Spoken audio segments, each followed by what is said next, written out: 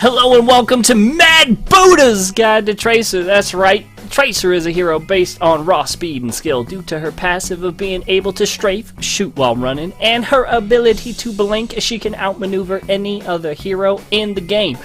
If you want to get good at Tracer, then you're going to have to learn the 5 Ds of dodge, duck, dip, dive, and go deep! I mean, playing Tracer to her peak potential requires you as a player to go into a fight with the intent to dodge skill shots.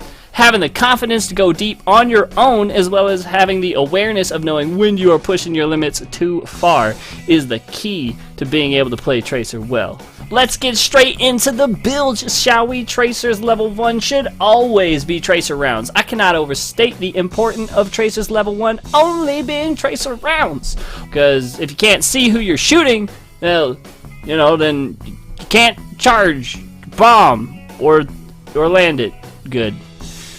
That was going to come out way better in my head. All the same, guess what? You can actually see them if you take Tracer rounds at 1, so always take Tracer rounds at 1.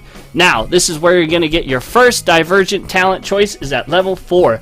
I recommend always going Parting Gift. It's going to be the best choice in most situations. And this is important because when it is used in conjunction with Pulse Bomb, it will provide enough extra burst to find the kill your team needs and you need for your level 7, but we'll talk about that when we get there. The other choice at level 4 is going to be Untouchable. Untouchable can be useful, however, it's really only good in a few situations. One, you are vastly underranked and outskill everybody super hard. The other time is if you have like double tank, double support on your team, and you just need to be a god tier damage carry.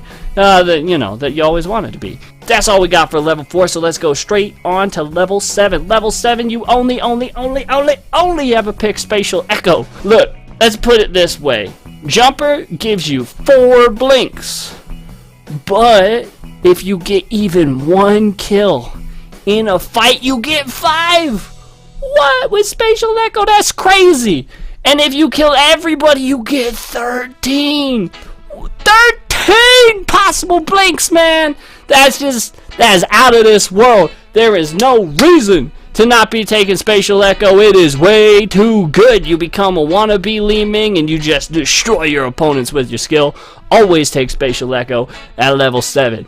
Now, before we talk about level 10, let me specify that there are 2 different types of builds for Tracer. There's an auto attack build, that's when you take the Untouchable, and there's a mage build. They have 2 different play styles, so before we go into talents for each one, let's talk a little bit about the play style of each one. The mage build is about getting your reset yourself. You go in, you burst somebody down, you give yourself your reset blinks, and you just walk all over the back line. The auto attack focus build, though, is less about getting your reset initially and more about doing your maximum sustained damage. So as we go over the talents for these builds, keep that in mind. So first, let's talk about the auto attack build. For the auto attack build at level 10, you take Pulse rounds. Basically, if we're all focused on auto attacking enemies, then we want to get the ult that says the more we auto attack enemies, the more bombs we get. Auto people, get a bomb. Bomb a people, auto people, get a bomb. Pretty simple, pretty great. It works super well. Now, you go in the mage build, you're gonna want Quantum Spike. Between Quantum Spike, Parting Gift, and a few auto attacks, you can burst almost any backliner in the game from 100 to 0.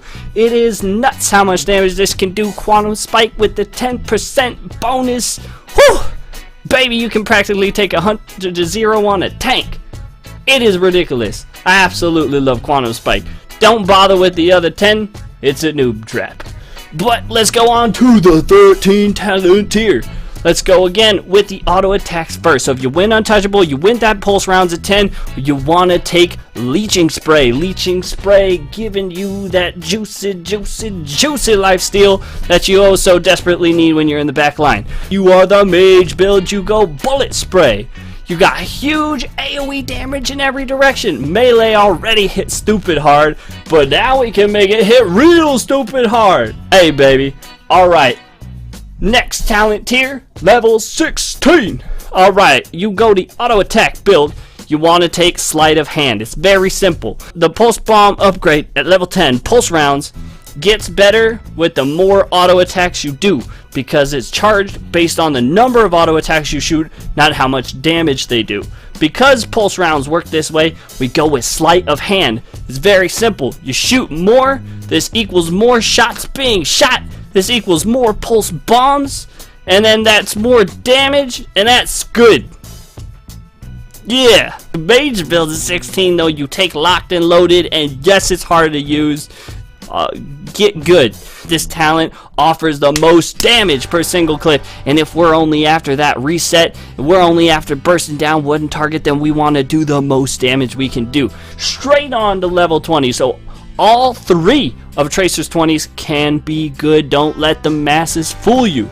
Let's talk about them each in turn. Total Recall is the most commonly used, but it's only really good if the other team has a lot of click-on damage. If you nearly die just trying to get your first kill, then you're probably going to want to get Total Recall, because it allows you to get in and get out and still be healthy to continue to fight. So, Composition B. This talent really shines when you can hit multiple people with both bombs. This normally happens in one of 2 situations. Either your allies have a way to set you up, such as like a Zarya Graviton Surge or an ETC Mosh Pit, or the other team tends to bunch up. Usually like they walk through a lot of choke points, or you're fighting in really small confined areas around the map. Get stuffed. This is easily my personal favorite talent in all of Tracer's tree. Get stuffed gives you a lot, and I mean a lot of potential. First off, it lowers the cooldown of your melee, which if you went bullet spray, makes for a pretty nutty combination. Also, this gives you the ability to instantly trigger Pulse Bomb. Let me say this again, because it is important. It instantly triggers Pulse Bomb. Are you kidding me?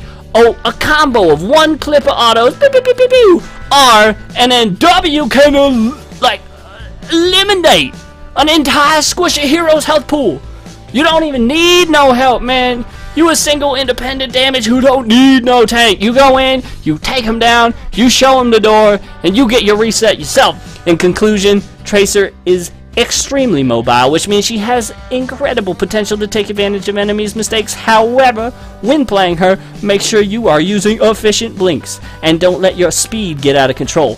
Because the enormous mobility, Tracer is highly dependent on your personal skill. Dodge powerful spells and avoid CC at all costs, and you will thrive in your team fights. Make sure to take that Spatial Echo at 7, because 13 blinks are better than 4, and those resets. If you can master these simple things, your enemies will learn to fear you when you play that Tracer. That's all I got, baby. This has been Mad Buddha's Guide to Tracer. And if you want to see more, check him out here. Nihilism Gaming. Peace!